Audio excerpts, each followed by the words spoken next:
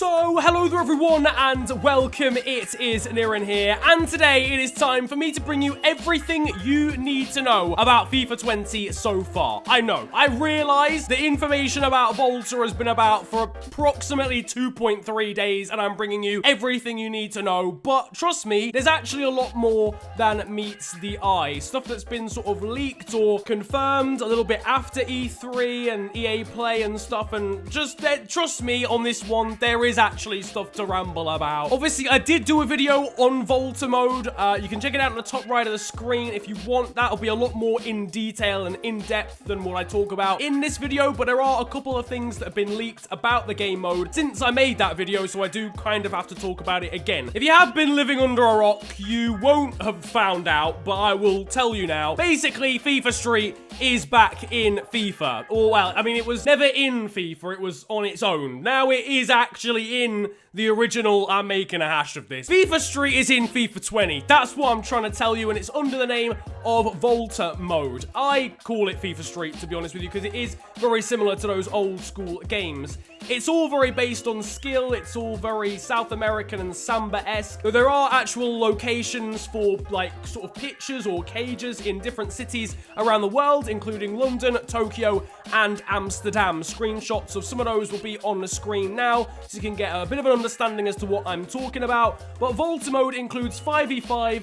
4v4, 3v3, or with rush, which is basically no goalkeepers, and also professional futsal as well. So it's all to do with, like, indoor, in cages type football. I can't quite describe it. It's the sort of stuff you play in the playground rather than actually on a football pitch. Now, there are actually game modes within this mode, if that makes sense. You've got different, like, subdivisions. So first of all, we've got Volta Kickoff, which is basically taking a professional team to the streets and actually just using them. So playing with Borussia Dortmund, but five-a-side, for example, or Paris Saint-Germain, but five-a-side in Spain or in London or in Amsterdam. On top of that, you've also got Volta World, which is one that I'm a little bit more hazy on. I'd like to see a bit more information on this, but it's you basically build up a Volta team by playing through single-player matches against community-generated squads. You can steal or recruit players from opposing teams and build up your own squad with both skill and chemistry. We'll have to wait and see as to what that means. I'll tell you about stealing players in a second.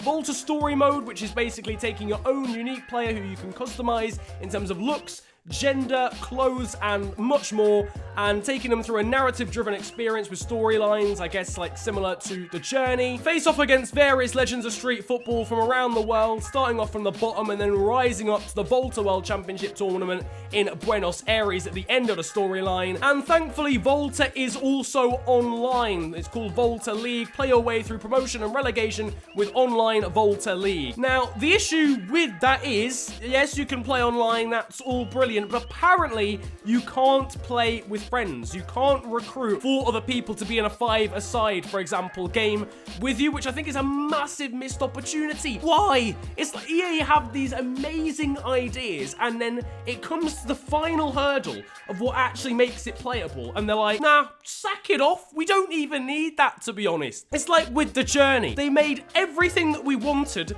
and then we're like, actually, you can't create your own player. I'm sorry, we're not allowing it. Last year, there was the new kickoff game modes, and then they were like, you know what would be better if it was just simply offline, if you just couldn't play against real people with it. And now, with Volta Mode, that looks so sick, basically like FIFA Street, a lot of people have been asking for it to be in the actual FIFA titles, and you can't even play it with your mates. I don't understand the logic. Apparently, that could be patched in, according to B4 Lancer on Twitter, another YouTuber. I don't know. That seems like a lot to patch into a game. We'll have to wait and see. Either that or it might come in for FIFA 21, but by that point, the hype might have died a little bit. They might have missed their opportunity. Can confirm also there'll be no microtransactions in Volta Mode. And the final bit of news about this is that you can steal players. I mentioned it earlier. When you win online, you can steal a player from the opposition. I think it acts by duplicating them rather than actually taking the player off them. But second thing I'm going to talk about is the revamp for both penalties and free kicks. They're not the same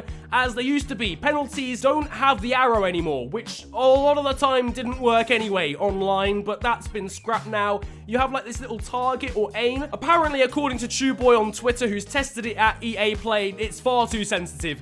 is just downright ridiculous. So hopefully they can tune that and actually make it a little bit more usable, because apparently if you even breathed on the toggle, it would go over the bar. So that needs sorting out before full release. Obviously, we're a long way before full release. It's at least 3.5 months before this game comes out. So they've got a lot of time to fix stuff like that. Also, interestingly enough, both free kicks and penalties can now be timed. Time finishing actually applies to both penalties and free kicks, which I don't really understand that. Like, I get it, as in I get that they're trying to make it so that more skill is being rewarded with a better finish, but how do you time a penalty? It's not like the ball is rolling towards you. At least with the normal shots, the ball would be like rolling, and I guess you do have to get some sort of timing there. But with a free kick, the ball is sat on the ground. Like, there's not the same element of timing. But anyway, I mean, who am I to judge? It's in the game. Regardless, you can now time your penalties. Free kicks have changed. They're very similar.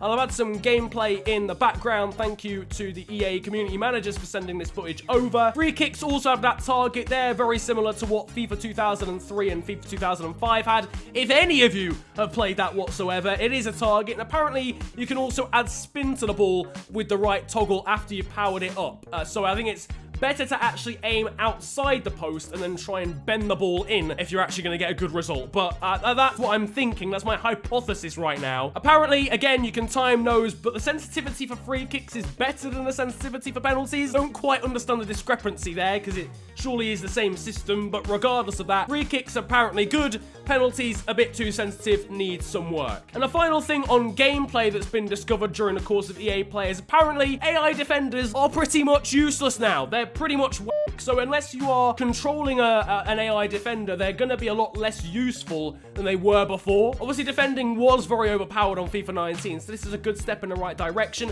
Hopefully, it'll mean that the AI blocking is a little less intense, because especially on career mode, you physically cannot have a shot from more than 20 yards out without that ball getting blocked by someone teleporting into a new dimension out of nowhere to somehow block it. Also, there's a couple new skill moves. I'll probably show them, to be honest with you, in the background of the video already, but they'll now be on the screen specifically. There's one where Raheem Sterling cuts in past Lucas Piszczek, I do believe, and then there's another one where Raheem Sterling feints past a defender, and I love that one. It's one that happens all the time in real life. I assume it will just replace the original feint that was on the game, but it's so much more realistic. It's something that you do actually see in real life by players all the time. Apparently, ball physics have been refined. That's great. I personally haven't noticed within the footage that's provided much evidence for that, but I will take their word for it. I assume it's something that you have to actually experience and feel yourself, really. I think it's more to do with like dip and the ball moving when you take like knuckleball shots, etc. Apparently, they've also increased the success rate of manual tackling, which is brilliant. I'm fed up with the ball ping-ponging all over the gaff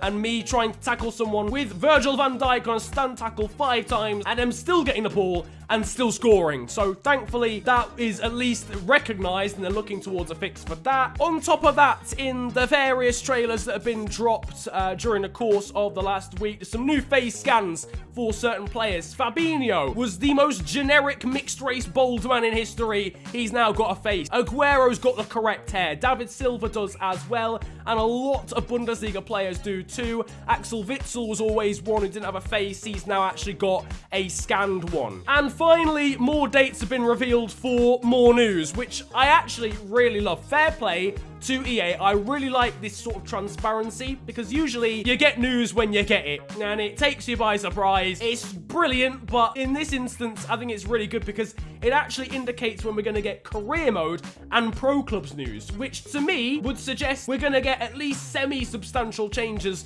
for those game modes. They're not going to announce a specific time of the year when you hear news about those game modes if they don't have any news about those game modes. At the end of July, you can expect career mode, pro clubs, and gameplay stuff, and then in August, we'll get some more news about Volta and also Ultimate Team as well. So they're saving the big money cow till August, which is unusual because I'm sure you usually get Ultimate Team news before career mode, if I'm not mistaken. I don't know, but regardless of that, that is what is happening this year. And I think that is pretty much everything that you need to know about FIFA 20 so far. When there's more stuff released, I will be potentially one of the first people to bring it to you, maybe one of the last. It really depends, honestly. But if you've enjoyed this video, slap a like on it and subscribe if you are new to the channel. It's the big red button under the video and it massively helps me out. You can also follow me on social media. It's at @theofficialfng on Insta and on Twitter as well. But it's been a pleasure ranting at you guys today.